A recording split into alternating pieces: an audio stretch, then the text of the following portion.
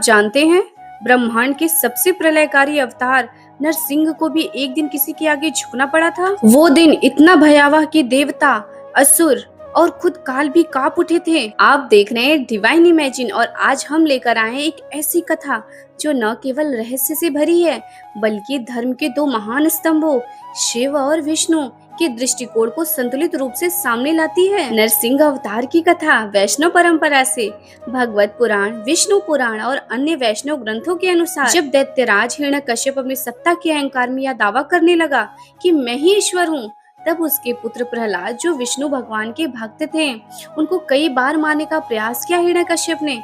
आखिरकार हिरण्यकश्यप ने स्तंभ की ओर इशारा कर प्रहलाद से पूछा, क्या तेरा विष्णु इस स्तंभ में भी है?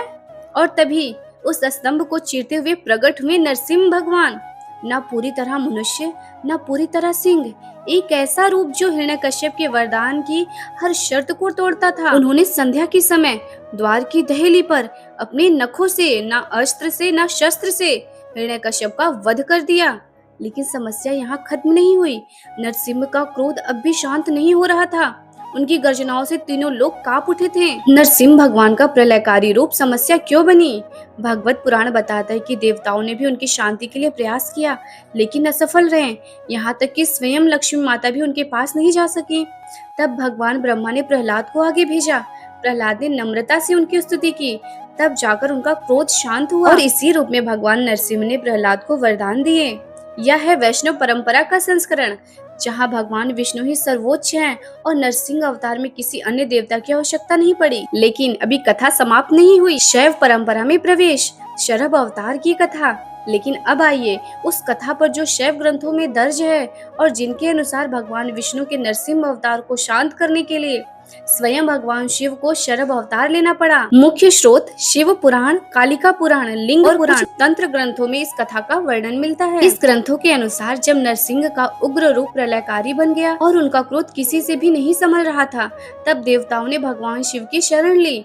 भगवान शिव ने एक ऐसा रूप धारण किया जो सिंह से भी अधिक भयावह था। यह था उनका शरभ अवतार, 8 पैर वाला पक्षी और सिंह का मिश्रित रूप, जिनके पंखों में अग्नि थी और आंखों में यम जैसा तेज। शर्वो नाम महावेगा सिंह भूति स्थोत्तमः नरसिंह जेतुम जातः शिव रूप धरो हरः। शैव ग्रंथों में वर्णित है कि भगवान शिव ने शरभ रूप में आकर नरसिंह से युद्ध किया। यह युद्ध कई दिनों तक चला। अंततः शरभ ने नरसिंह को अपने पंजे में दबा लिया और उनका उग्र रूप शांत कर दिया।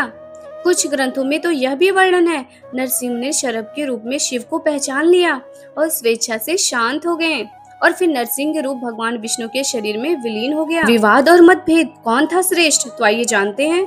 यहाँ से एक बड़ा प्रश्न उठता है, क्या भगवान शिव ने वाकई विष्णु के अवतार को हराया?